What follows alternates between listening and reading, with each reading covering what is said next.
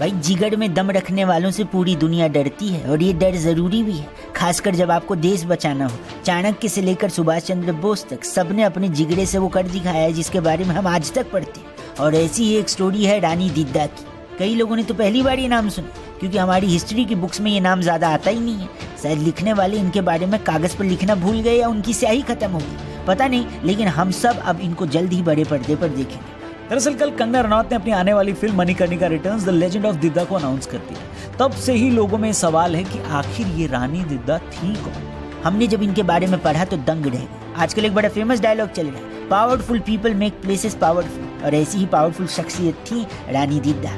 कश्मीर में इन्होंने लगभग 50 साल तक राज किया। आपका दिमाग जिस लेवल तक सोच सकता है, उन्होंने उससे भी बड़े काम किए। जब इन्होंने 35,000 की सेना को सिर्फ 500 लड़ाकों की मदद से 45 मिनट के अंदर हरा दिया। इतिहासकार मानते हैं कि रानी दीदा का अपने दुश्मनों को मारने का तरीका बड़ा ही क्रूर था।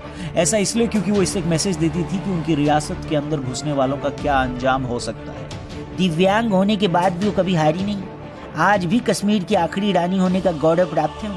उन्होंने महमूद गजनवी को 2 बार, भाई साहब 2 बार हराकर वैसे ही वापस भेज दिया जैसे हमारे सोल्जर भाइयों ने चीनियों को 4 कंटाप मार के वापस भेज दिया था। वही खूंखार महमूद गजनवी जिसके हिंदुस्तान में प्रवेश करने के बाद जो विध्वंस हुआ, उसका अपना एक लंबा इतिहास है। सोमनाथ मंदिर पर उसी ने हमला किया। उनसे जुड़ी कई कहानियां भी प्रचलित हैं, जिसमें यह बताया जाता है कि आसपास के राजा उन्हें चुड़ैल रानी बुलाते, क्योंकि उन्हें भरोसा ही नहीं था कि एक औरत गजनवी जैसे लुटेरे को भी हरा सकती।